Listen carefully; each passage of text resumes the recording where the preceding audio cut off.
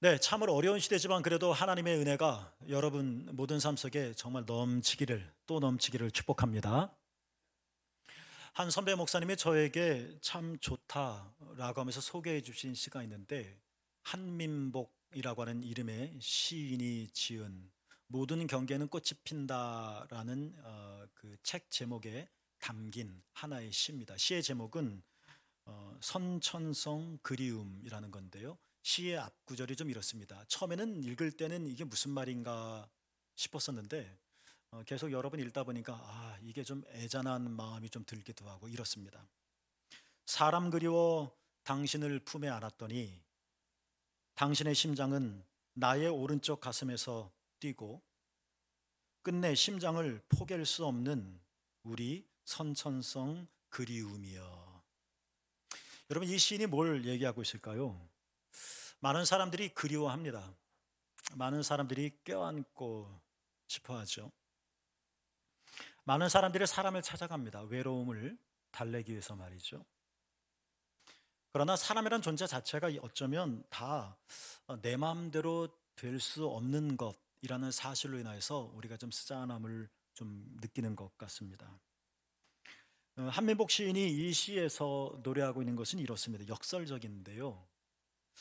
품에 안았건만 사람이 그리워서 이렇게 허깅을 하는 겁니다. 품에 안았습니다.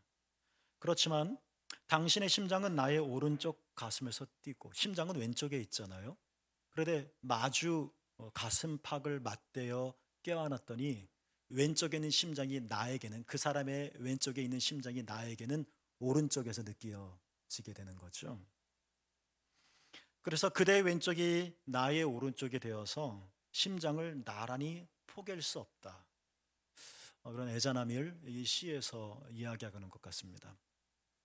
물론 이 시는 이런 슬픈 사연만 소개하고 있지는 않고요. 나중에는 하늘과 땅 사이에 뭐 번개가 내리치고 뭐 새들이 올라가고 이런 노래를 하면서 결국 하늘과 땅 이 간극을 메꿔주는 것을 읽기도 하는데요.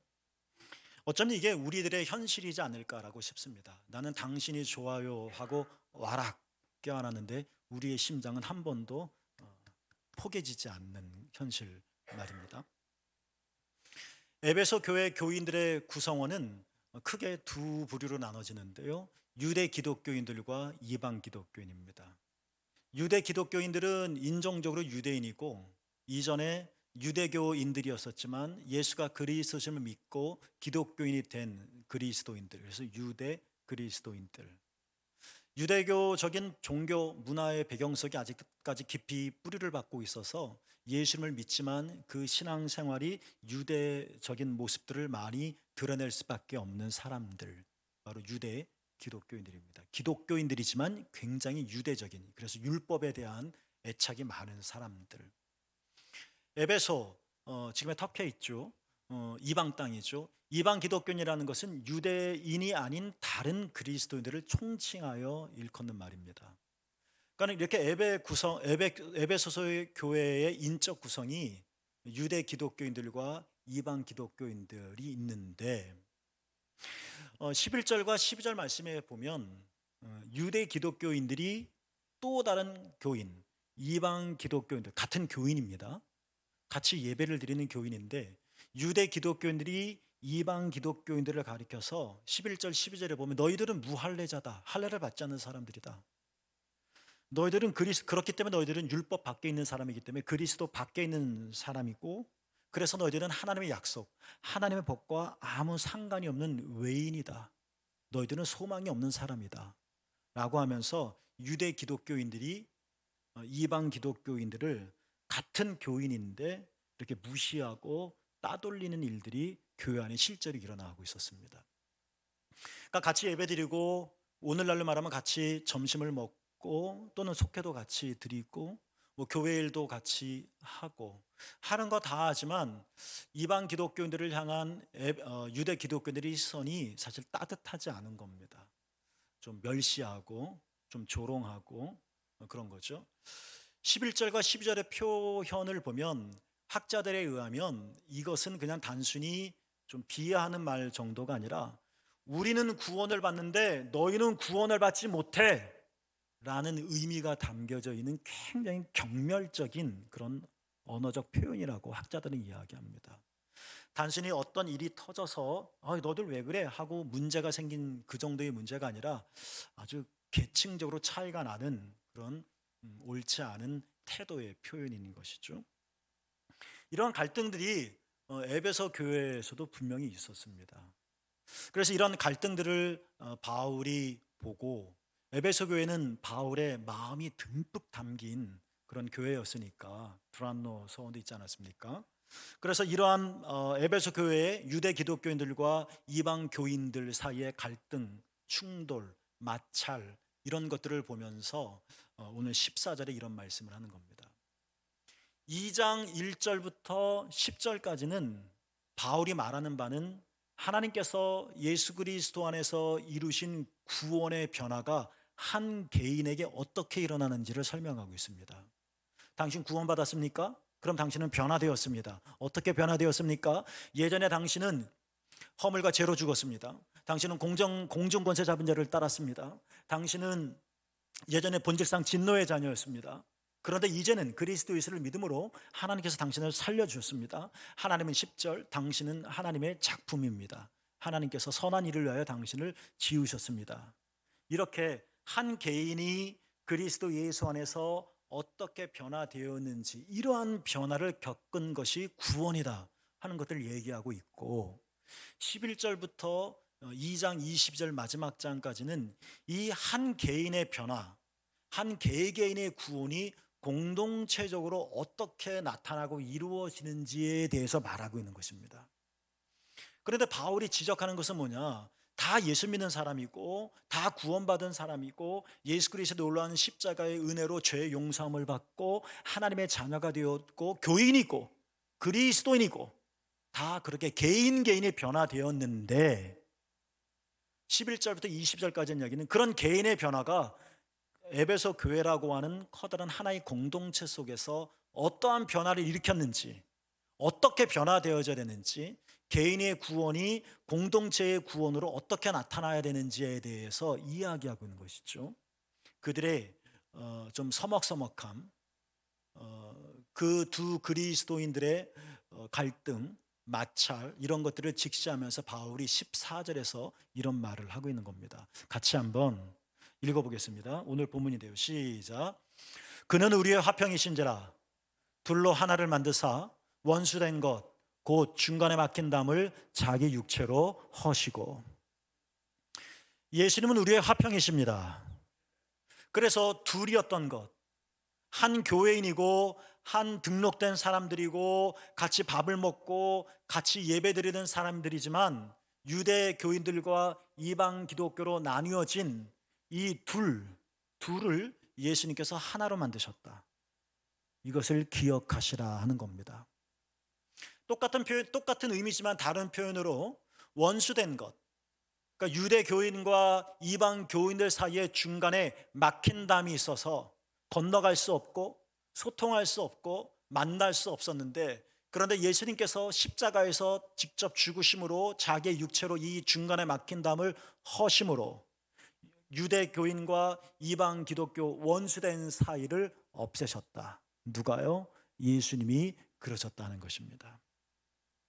이게 14절 말씀이고, 이 말씀을 중심으로 해서 11, 12, 13절 그 다음에 15절부터 20절까지 이제 계속 서술하고 바울이 있죠. 14절 말씀을 근거로 해서 저는 이런 질문을 한번 해봅니다. 예수님께서 왜 중간에 막힌 담을 허셨을까 하는 겁니다. 물론 중간에 막힌 담이 없으면 좋죠. 그렇지만 예수님께서 당신의 육체를 들이시면서까지 유대 교인과 이방 교인 사이는 중간에 막힌 담을 굳이 허실 필요까지 있을까? 그리고 바울이 이 사실을 14절 2장 전체의 중간 부분에서 딱 분명하게 제시해서 뜨끔뜨끔하게 만들었었던 이유는 뭘까? 예수님께서 에베소 교회 안에 있는 이 중간에 막힌 담을 허무는 일이 왜 중요할까 하는 것들을 먼저 생각해 보려고 합니다. 여러분 기억하시기를 바랍니다. 우리가 인정을 하든 인정하지 못하든 우리가 의식하든 의식하지 못하든 우리들이 반드시 생각해야 할 것들이 하나 있는데요. 그것은 뭐냐면 신앙은 늘 언제나 공동체 안에서 성장한다는 겁니다. 이거를 피할 수는 없습니다. 우리는 교회 안에서 많은 마찰을 겪습니다. 저 사람 때문에, 이 사람 때문에. 그래서 이 마음이 아파서 나 저 사람 없이, 나 교회 떠나서 그냥 나 혼자 신앙생활 잘 해서 마음이 너무 아프니까, 괴로우니까, 힘드니까 그냥 나 혼자 기도하고 나 혼자 성경 읽고 나 혼자 예배드리면서 신앙생활하면 좋겠다. 그러면 잘할 것 같은데, 우리 그런 생각을 합니다. 잘할 것 같은 생각을 합니다. 잘할 수 있습니다. 혼자 집에서 더 많이 성경을 읽고 더 많이 기도하고 진짜 24시간 깨어서 예배할 수도 있을 것입니다. 그러나 성경에서 정말 우리들에게 계속 반복해서, 많은 신앙의 위인들도 그렇게 얘기하고 있고요, 그리고 감리교를 시작한 존 웨슬리 목사님도 그런 말을 했는데, 우리가 명심해야 될 것은 뭐냐? 신앙은 나 홀로 신앙생활을 통해서 성장하지 않는다는 겁니다. 여러분, 여러분의 신앙이 정말 자라나기를 원합니까? 여러분의 신앙이 어제보다는 분명히 달라지기를 원합니까? 우리의 신앙이 보다 더 성숙하기를 원합니까? 여러분, 그것은 공동체 안에서 이루어진다는 것입니다. 이 말을 좀 달리 표현해 보겠습니다. 예수님께서는 여러분 한 명 한 명을 구원하셨습니다. 그런데 여러분의 이 개인 구원은 구원의 완성은 아닙니다. 우리가 하나님의 자녀가 되는 것을 거듭남이라고 말을 하는데, 거듭 다시죠. 재죠. 다시 태어나는 겁니다. 두 번 태어나는 거죠. 그래서 중생이라고 말을 합니다. 중생, 뭐가 남이 왜 두 번이냐? 첫 번째 남은 육체로 태어났기 때문에 첫 번째고, 두 번째 남은 우리의 육체가 다시 태어나는 것이 아니라 우리의 영이 다시 태어나는 것. 그래서 거듭남입니다. 육체가 태어남이 두 번이 아니라 태어남이 두 번인데, 첫 번째는 육체의 태어남이고 두 번째는 영의 다시 살아남, 거듭남이죠. 태어난다는 것은 순간입니다. 거듭난다는 것은 한순간에 이루어지는 하나님의 은총입니다. 태어났다고 해서 끝난 거 아닙니다. 자라나야 합니다. 그러니까 우리가 거듭났다면 개인의 구원이죠.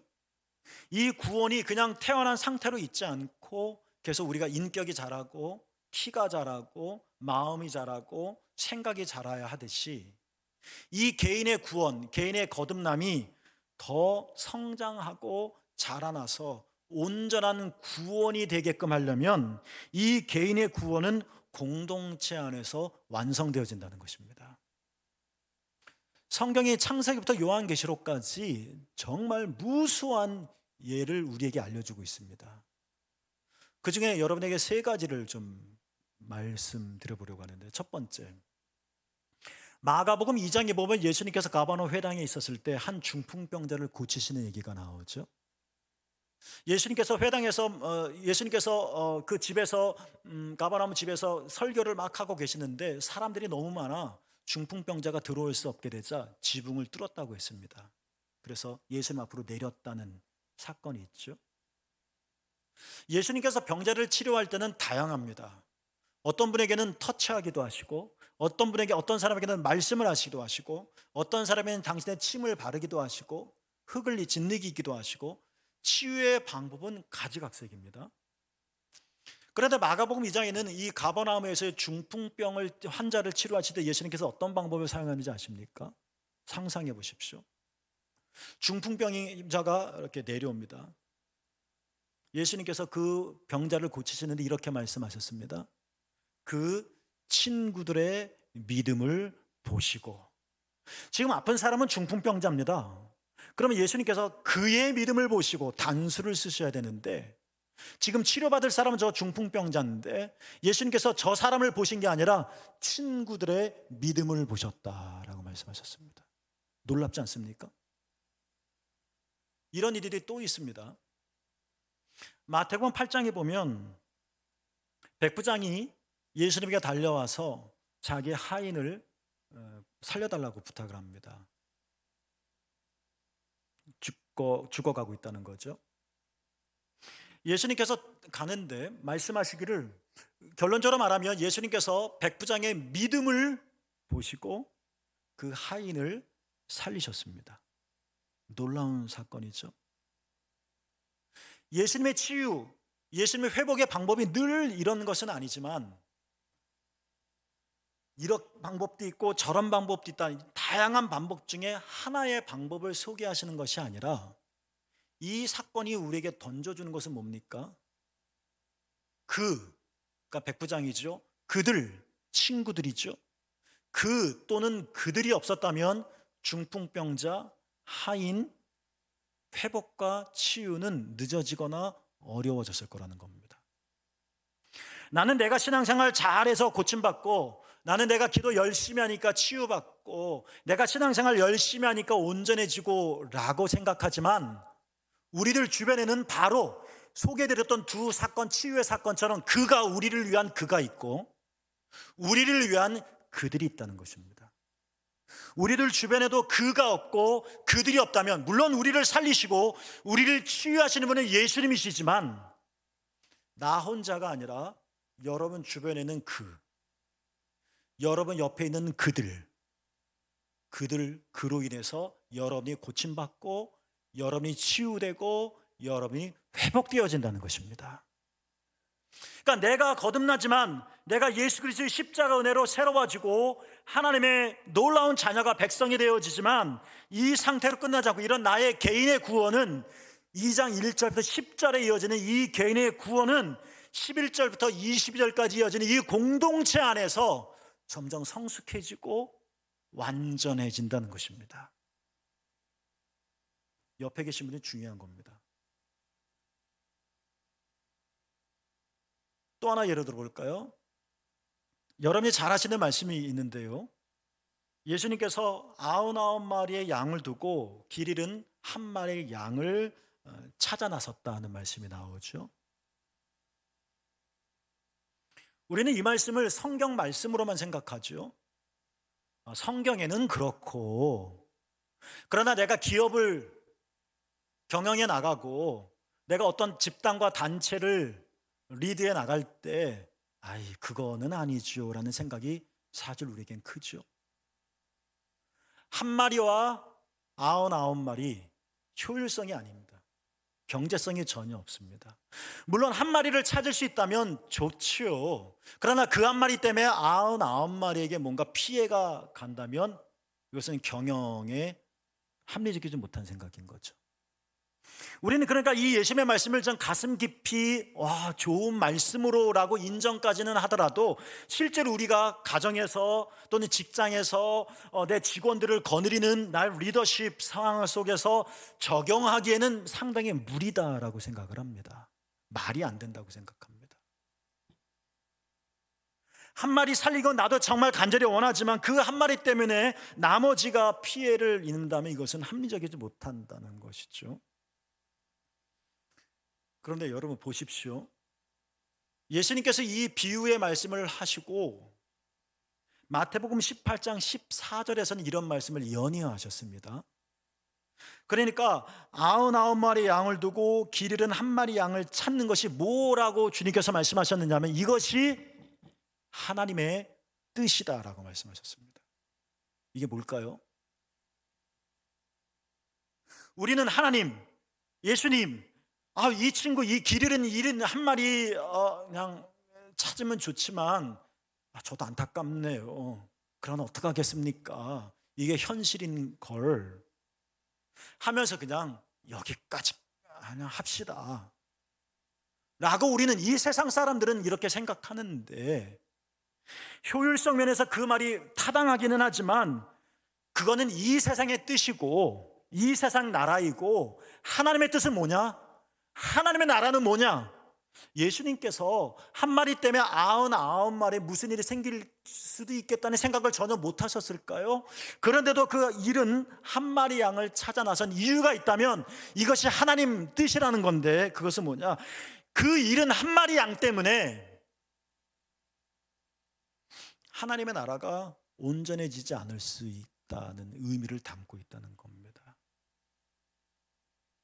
기회가 되신다면 장 파니에라고 하는 사람이 쓴 공동체와 성장이라고 하는 책이 있는데 한번 읽어보십시오. 시간이 더 되신다면 보네퍼 목사님이 쓰신 성도의 공동생활 또는 신도의 공동생활이라는 책, 특히 이 책의 머릿말을 한번 읽어보십시오. 우리는 거듭난 하나님의 백성, 우리는 하나님 나라의 사람이라고 말은 하지만 실제로 우리가 살아가는 삶의 양식은 이 세상 나라와 똑같다는 겁니다. 우리는 그냥 우리 99마리 길 한번 잘해봅시다. 99마리 가지고 어떻게 하나님 나라를 이루어 봅시다 라고 말을 하는데, 이게 우리의 생각인데 하나님은 그렇게 말씀하지 않으십니다. 너희들이 참으로 하나님 나라가 이루어지기를 원한다면 너희들 때문이 아니라, 너희 99마리 때문이 아니라, 물론 너희도 중요하다, 너희 때문이 아니라 그 한 마리 때문이라는 겁니다. 그 한 마리를 찾아와야 하나님 나라가 완성되어진다는 것입니다. 우리는 구원을 지나치게 개인적으로 생각합니다. 내가 예수 믿고 내가 구원받았으면 됐지. 내가 손을 펼쳐서 다른 사람에게 도움이 될 수 있으면 좋겠지만 안 되는 걸 어떻게, 길 잃어버린 걸 내가 어떻게 하면서 그냥 안타까운 마음만 가지고 있을 뿐, 구원을 그냥 개인적으로만 생각합니다. 그러나 개인의 구원은 공동체 안에서 완성되어진다는 사실을 우리는 기억해야 할 것입니다. 여러분 지금 이 자리에 서기까지 그가 있었습니다. 여러분 지금 이 자리에 신앙의 정도에 이르기까지 그들이 있었다는 사실을 잊지 마십시오. 그리고 예수님이 여러분을 지금 찾으신다는 것입니다. 예수님이 그 한 마리를 찾으신다는 것입니다. 예수님의 생각이 짧아서가 아니라 바로 그 사람이 채워져야 여기가 하나님 나라가 되어지기 때문에 그렇다는 겁니다.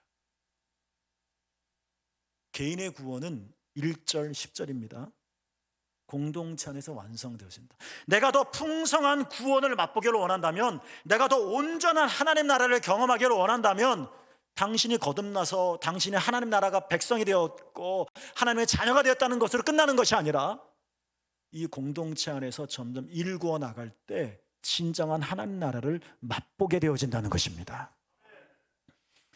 이게 왜 예수님께서 중간에 막힌 담을 헐어셔야만 했는지에 대한 중요한 한 이유가 되어지는 겁니다. 유대 교인들끼리, 이방 기독인들끼리 지들끼리 모여서 신앙생활 할 수 있을 겁니다. 제 맛에 맞는 사람들끼리 모여서. 그러나 우리가 그 한 마리를 채우지 않으면, 우리가 그 이방 교인을 채우지 않으면 우리의 구원은 완성되어질 수 없다. 우리에게 나타난 하나님의 나라는 온전해질 수 없다. 하나님의 뜻은 완전해질 수 없다. 여러분, 우리 안에 예수님께서 십자가의 지심으로 당신의 몸을 내놓으시면서까지 중간에 막힌 담을 허신 이유가 바로 여기 있다는 것입니다. 여러분이 보다 더 풍성한 구원의 삶을 누릴 수 있기 위해서 말입니다. 여러분, 그 지경에까지 이르시게 되기를 주님의 이름으로 축복합니다. 제가 전도사 시절 때 나도 목회 잘해보고 싶다라는 생각이 많아서 조영규 목사님 책을 간혹 읽었는데, 조영규 목사님 글에 이런 내용이 있었습니다. 그때 우리나라 남북 긴장이 한참 고조될 때라 우리의 소원은 통일, 꿈에도 소원은 뭐요? 통일. 그래서 조윤교 목사님께서도 우리나라의 통일을 위해서 하나님께서 정말 간절히 기도를 하셨다죠.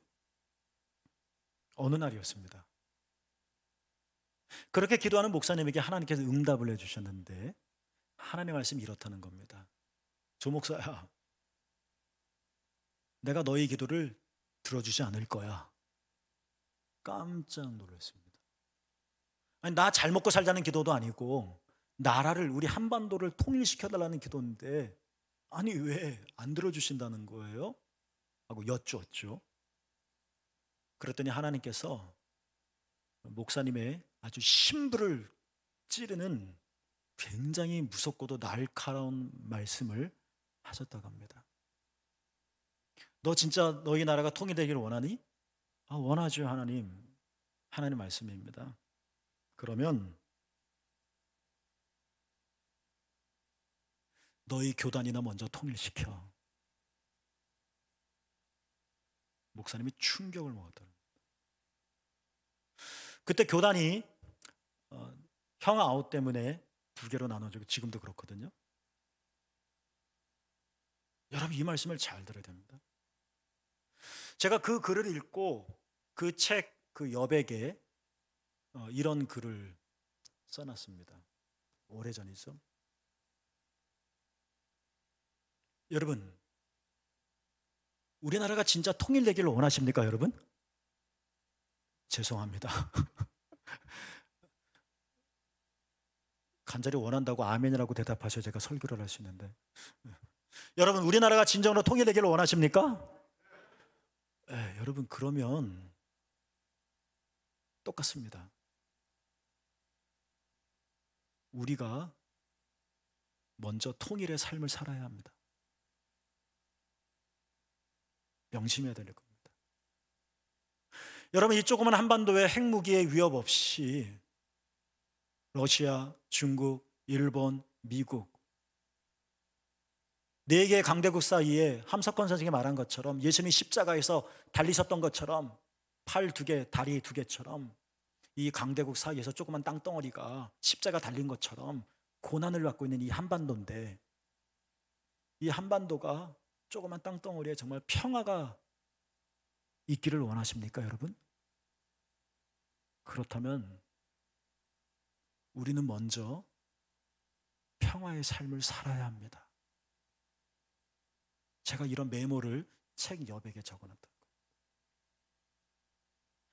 우리는 민족의 통일은 간절하게 처리하며 금식하며 기도하는데 정작 교단의 통일에는 관심 없다는 것. 우리는 이 땅덩어리에 하나님의 평화가 샬롬이 임하기를 우리는 정말 소원하는데 우리는 정말 평화적이지 못한 삶을 살고 있다는 것. 이건 제 말씀이 아니라 예수님이 하신 말씀입니다. 마태복음 16장 19절에 보면 주는 그리스도 살아계신 하나님의 아들이십니다라고 고백한 베드로를 축복하시면서 예수님이 하신 말씀입니다. 우리들에게 주신 말씀입니다. 함께 읽어보겠습니다. 시작.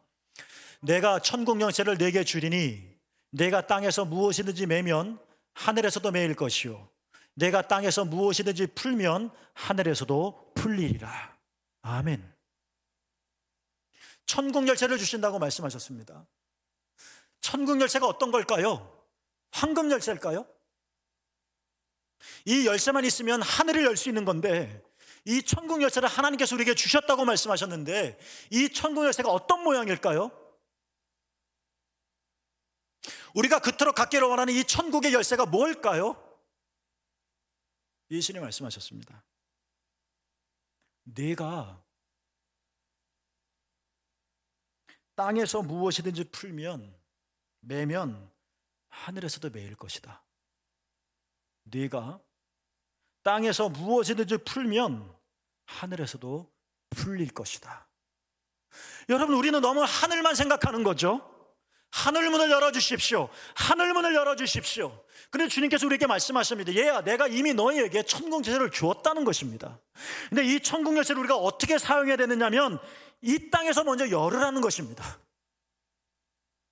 이 천국 열쇠로 이 땅에서 너희가 먼저 열면 하늘도 활짝 열릴 거라는 것입니다. 여러분 삶 속에 하늘의 문이 활짝 열리기를 축복합니다. 이미 그리스도 예수의 십자가의 은혜로 우리에게 하나님께서는 천국 열쇠를 주셨습니다. 근데 이 천국 열쇠를 사용할 줄 알아야 된다는 것입니다. 땅이 막히면 하늘도 막히는 법입니다. 중간에 막힌 담이 있으면 하나님과 우리 사이도 막힌다는 겁니다. 여러분, 예수님께서 중간에 막힌 담을 당신의 몸을 들이시면서 헐기를 원하시고 실제로 하셨던 이유는 뭐냐? 여러분 삶 속에 하늘의 문이 열려지기를 원하셨기 때문에 그렇습니다. 예수님께서 우리들 안에 있는 중간에 막힌 담을 허셨습니다. 우리도 헐어야 할 것입니다. 우리가 헐 때 하늘이 열려질 것입니다. 예수님께서 중간에 막힌 담을 헐어 내신 이유가 바로 또 하나의 이유가 있다면 바로 여기에 있는 것입니다. 활짝 열리는 하늘의 문이 여러분 삶 속에 이렇게 나타나기를 주님의 이름으로 축복합니다. 우리나라 선교 초기에 나사렛 성결교회라고 하는 이름을 가진 교단이 있는데 우리나라에 감리교 장로교 선교사님만 오신 것이 아니라 세계 각국의 여러 교단의 선교사님들이 오셨죠. 나사렛 성결교회, 그러니까 우리 나라에도 성결교회가 있는데 감리교회하고 형제 교단이죠. 미국에서 시작되어서 이제 한국으로 선교사님들 오셔서 성결교회를 세웠단 말이죠. 네, 그 이제 초창기에 이제 나사렛 성결교회 교단 정말 열심히 복음을 전해서 이 교단이 부흥하기 시작했습니다. 한국 교회사 이야기에 나오는 내용입니다. 근데 교단이 부흥을 하다 보니까 여러 가지 갈등에 휩싸이게 되었습니다. 심각했습니다. 그래서 교역자들과 외국인 선교사님들이 모여서 우리가 이 문제를 해결해야 되지 않겠느냐 예배를 드리기 시작했습니다. 그렇지만 모이긴 모였어도 분위기는 여전히 매우 험악했죠. 그날 설교를 맡았던 외국인 선교사님이 계셨습니다.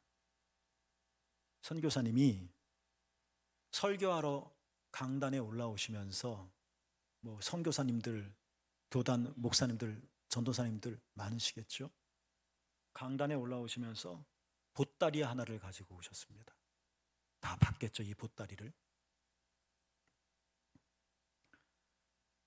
그러면서 이 선교사님이 하시는 말씀이 사람들이 시선이 저게 뭐야 하고 보따리에 주목하고 있는 것을 아시고 이 보따리를 이렇게 내 보이시면서 이 안에 갈등을 일으키는 사람의 사진이 있습니다 라고 말을 했습니다. 이 말을 듣고 모든 회중들이 그렇지, 저 사람이 문제야, 저 사람이 도대체 누구야? 관심이 증폭되었죠. 설교가 끝났습니다.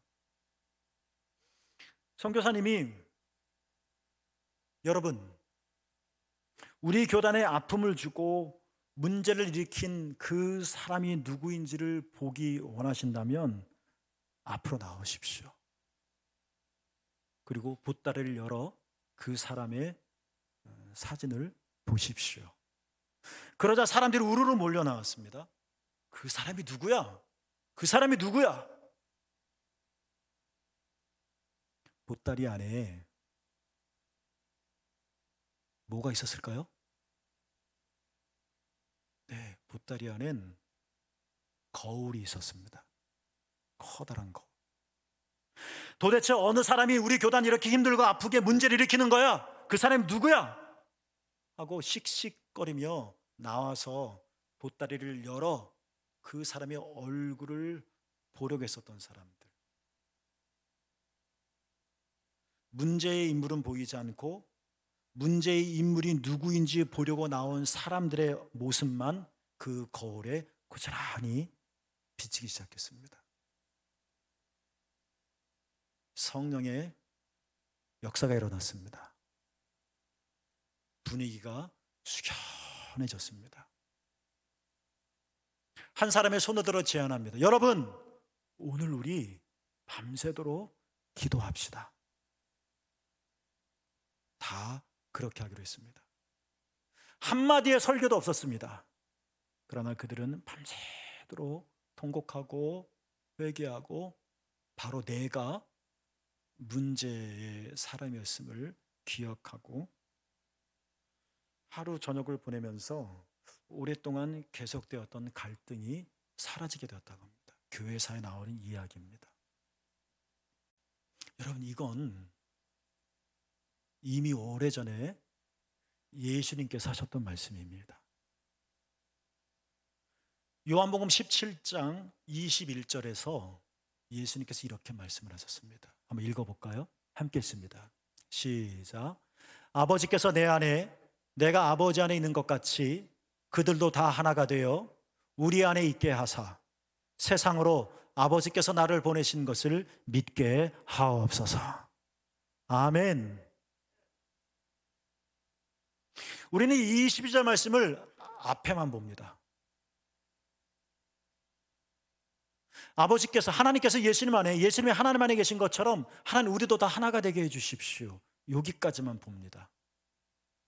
예수님의 기도는 거기에 멈추지 않습니다. 우리도 다 하나가 되어 그리스도 예수 안에 있게 될 때 그 다음 말씀이 뭡니까? 예수님의 기도예요. 세상으로 아버지께서 나를 보내신 것을 믿게 하옵소서. 여러분,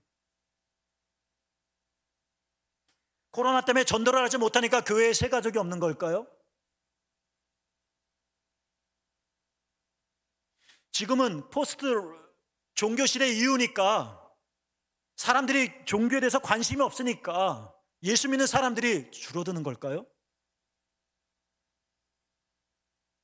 또 다른 종교사학적인 여러 가지 이유가 있는 게 사실일까요? 가장 중요한 이유가 있다면 그 이유는 예수님께서 말씀해 주셨습니다. 세상이 아버지께서 나를 보내신 것을 어떻게 해달라고요? 믿게 하옵소서.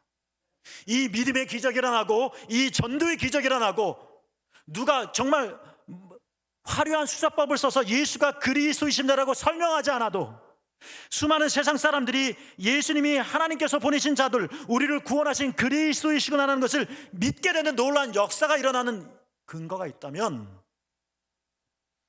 우리가 다 하나가 되어 주님 안에 있게 하옵소서. 여러분, 예수님께서 당신의 몸을 들이심으로 에베소 교회 안에 있는 이 중간에 막힌 담을 허셔야 됐었던 이유가 있다면 바로 이거라는 겁니다. 바로 이거라는 겁니다. 에베소 교회 안에는 유대 교인과 이방 교인 사이에 있는 중간에 막힌 담이 있었는데 우리 시대 중간에 막힌 담은 뭐가 있을까요? 우리 교회에 중간에 막힌 담은 무엇이 있을까요? 예수님께서 그것들을 허물기를 원하십니다. 아니, 허무셨습니다. 그것을 허무심으로 우리의 구원이 보다 더 온전해지고 우리 안에 나타난 하나님의 나라가 더욱더 완전해지고 그것을 통하여 하늘의 문이 활짝 열려지고 그 허물어진 것들을 통하여 그리스도 예수의 복음이 더욱더 증거되게 하셨습니다. 이제 우리는 무엇을 해야 할 것인가? 그렇죠? 간단하게 저는 그렇다면 어떻게, 지금까지는 왜였다면 이젠 어떻게 중간에 막힌 담을 우리는 허물 수 있을까 생각해 보려고 합니다. 최근 일주일 동안 제가 읽었었던 책은 마더 테레사에 관한 책이었는데요. 인도 캘커타에서 가난하는 사람들, 병자들, 죽어가는 사람들, 이러한 사람들을 섬기는 일이 이 마더 테레사와 그 공동체 수녀들이 하루에 10시간 내지 12시간 한다고 합니다. 이거 굉장한 중노동입니다. 가난한 사람들, 병든 사람들, 죽어가는 사람들을 10시간 하루에 12시간 돌본다는 거 엄청나게 피곤한 겁니다. 우리 10시간, 12시간 이 일을 하면 뭐라고 말할까요? 나 피곤해. 나 빨리 잘래. 우리 이런 말 자주 할 겁니다. 나 너무 피곤해. 오늘 주일 쉴래. 나는 너무 많은 일을 했어.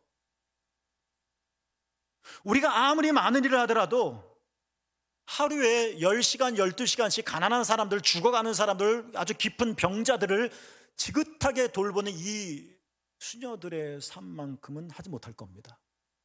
그렇죠? 근데 그 책에 마더 테레사가 정말 하루 온몸이 지끈지끈하고 온몸이 힘이 쫙 빠지고 온 내 내면의 모든 것들이 다 허해지는 이러한 삶을 살고도 수녀들은 이렇게 말합니다. 그렇지만 우리는 하루를 예수님과 함께 시작합니다. 우리는 해가 저물어도 성찬과 예배를 꼭 드립니다. 왜요? 내가 수녀라고 하는 것, 내가 목사라고 하는 것, 이 체면 때문에 그런 게 아니었습니다. 우리 힘드니까 새벽 예배 안 하겠습니다. 우리는 어려우니까 예배 안 드리겠습니다 라고 말을 할 텐데, 나 피곤해요, 너무 많은 일을 했어요 라고 말을 할 텐데, 이들은 10시간 12시간 일하면서도 하루를 기도하면서 시작하고 하루를 기도함으로 마무리합니다. 왜요? 이들의 고백입니다. 이렇게 예배를 드림으로 그 책에 보면 이렇게 예배를 드림으로 우리는 더욱더 사랑하는 사이가 되고 기쁜 신앙과 사랑으로 가난하는 사람들을 대할 수 있기 때문입니다 라고 말을 합니다. 여러분, 예수님께서는 가룟 유다가 배반할 것을 잘 알고 계셨습니다. 나와 함께 그릇에 손을 넣는 자가 나를 배반할 것이다. 근데 예수님과 유다가 같이 그릇에 손을 넣었습니다. 그 순간에. 그런데도 예수님은 가룟 유다가 이런 일을 행할 것이다 라고 사람들에게 폭로하지 않으셨습니다. 베드로야, 유다가 이렇단다, 어떻게 좀 막아봐 라고 말씀하지 않으셨습니다. 오히려 예수님께서는 유다를 가리켜 나의 벗이다 라고 말씀하셨고, 요한복음 13장 1절에 보면 자기 사람을 사랑하시되 끝까지 사랑하신다고 말씀하셨습니다. 그런데도 유다는 예수님을 배반했습니다. 예수님의 사랑이 부족했기 때문인가요? 예수님의 사랑에 덩을 막 부글부글 끓어야 유다가 변화되어졌을 텐데 변화시킬 만큼의 사랑이 부족했기 때문이었을까요? 그게 아닌 거죠, 여러분. 예수님의 사랑이 부족했기 때문이 아니라 유다가 예수님의 눈을 한 번도 쳐다보지 않았기 때문이라는 겁니다. 만일 그 순간에 유다가 예수님의 눈을 들여다봤다면 유다는 달라지지 않았을까요? 요한복음 14장에 보면 안타깝게도 유다는 예수님이 나눠주는 빵 조각을 받고 밖으로 나갔더라. 성경의 표현입니다. 그때는 밤중이었더라.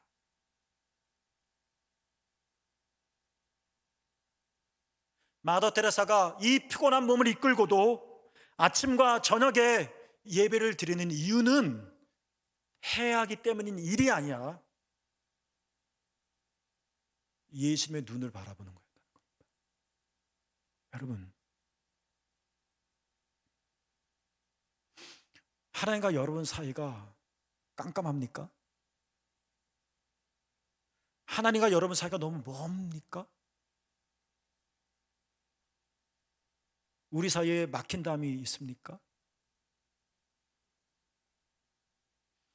그거 허물기를 원한다면 여러분, 간단합니다. 예수님의 눈을 바라보십시오. 예수님의 눈을 바라보십시오. 내 안에 이런 마음이 부글부글 끓을 때 예수님의 눈을 한번 바라보십시오. 내 안에 이런 충동이 가득할 때 예수님의 눈을 바라보십시오. 그분의 눈을 한번 바라보십시오. 그 눈이 뭐라고 말하는지 한번 보십시오. 주님의 눈을 우리가 볼 수만 있다면 우리는 달라질 것입니다. 그렇지 않겠습니까, 여러분?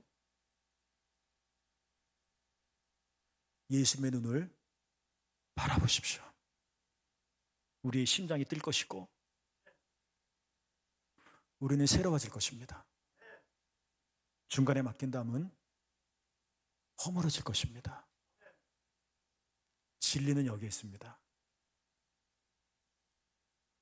예수님의 눈을 바라보시라는 겁니다. 그때 우리는 온전함으로 나가게 될 것이고 하늘문은 열리게 되어질 것이고 예수 그리스도의 복음은 증언되어질 것입니다. 여러분에게 그러한 복이 있기를 축복합니다. 기도하겠습니다.